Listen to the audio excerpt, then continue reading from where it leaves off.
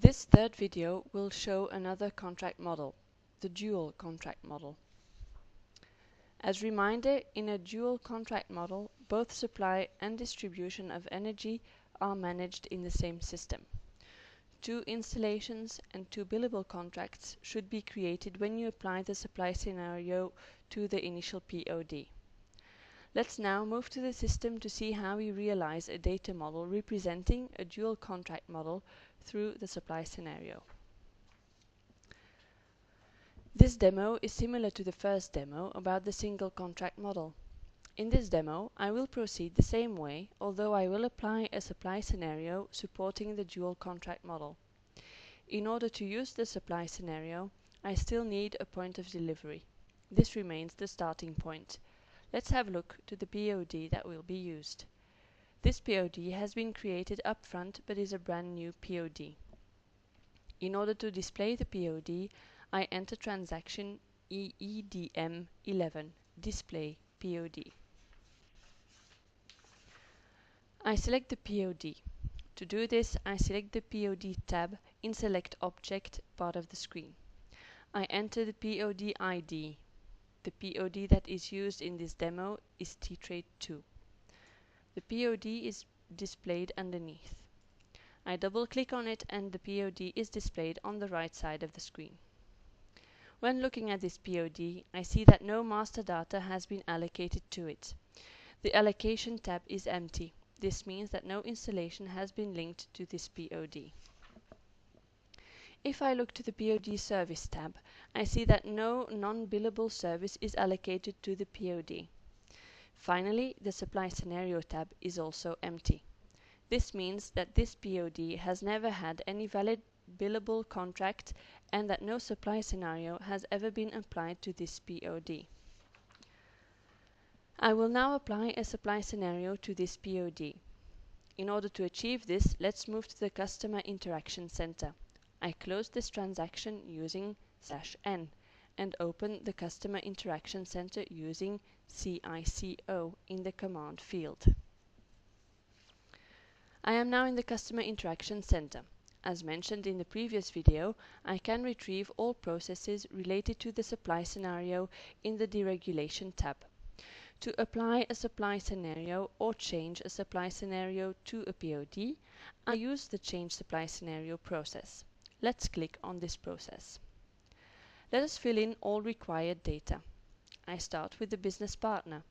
Let's select Business Partner 293. This has little importance for the demo. Then I enter the point of delivery, TTrade2.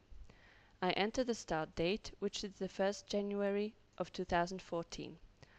I finally enter the supply scenario that has been configured to correspond to the dual contract model. In our system, it's supply scenario 20. I have now to mention the internal service provider for the supply of energy. Let's select SUPP_EL. EL stands for electricity, and I click on Execute. Then I select the premise 5 7 times 0 30 and execute. The premise has little importance in the demo. I execute. I enter some parameters related to the supply installation, such as the rate category, the meter reading unit, and the billing class. I execute. It's now time to enter some parameters related to the distribution installation, such as the rate category, the meter reading unit, and the billing class. Again, I execute. Last data to provide, the payment class. This field is mandatory when the service provider and the invoicing service provider are different. It determines the payment process and the payment frequency between those two actors. Let's select 3 times 0 1. Again, the choice of the data has little importance for the purpose of this demo. Let's execute. We don't need to enter the payment class for the supply contract. Indeed, the service provider and invoicing service provider are the same in the supply contract. This is the most interesting screen to analyze. Let's see which objects have been created. I see that one installation has been created with service type 0002 for the supply of energy, and that one installation has been created with service type 0001 for distribution. One billable contract has also been created for service provider SUPP_EL for the supply of energy, and one billable contract has been created for service provider DIST_E for the distribution. Move-in documents have also been created in the meantime. Besides this, one non-billable contract has been created for the settlement coordination. Finally, we can see that supply scenario 20 has been applied correctly to POD T-Trade 2. As last remark, we can also see that a contract account has been created during the supply scenario process. This contract account has been created because no contract account was linked to the used business partner. Let's move to the BOD T-Trade 2 again, in order to check if everything is correct. I enter /NEDM11 in the command field to move directly to the display POD transaction. I select again my POD T-Trade 2 and double-click on the POD in order to display it. In the Allocation tab, I see that things have evolved. Both installations have been installed in our selected premise, one with service type 0002 for the supply of energy and one with service type 0001 for the distribution. The division is 01 for electricity.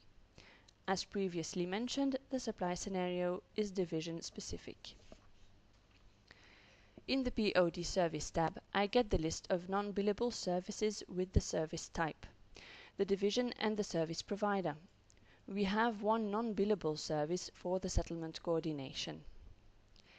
In the Supply Scenario tab, I see that Supply Scenario 20 has been applied to the POD to build up the data model for a dual contract model. I see also the different contracts that have been created. I have two billable contracts managed in our own system and one non-billable service managed in an external system. Let's now have a look to the billable contracts. Let's select the first one for the supply of energy. We can see the link with the contract account in the first tab. In the second tab, we can see the service provider and invoicing service provider, which are the same. Therefore, no payment class is required. If I go back to the POD and if I open the second billable contract for distribution, we can see that the service provider and invoicing service provider are different. This explains why the payment class was requested during the process. Let's go back to the presentation to recap. As we have seen during the demo, by applying Supply Scenario 20 to the POD, I have created two installations, one with service type 0001 for distribution and one with service type 0002 for the supply. Two billable contracts have also been created with the respective move-in documents. Besides this, I also created one non-billable service for the settlement coordination. As expected, I succeeded creating a dual contract model in one single process. This ends the second demo and third video about the supply scenario. Thank you for your attention.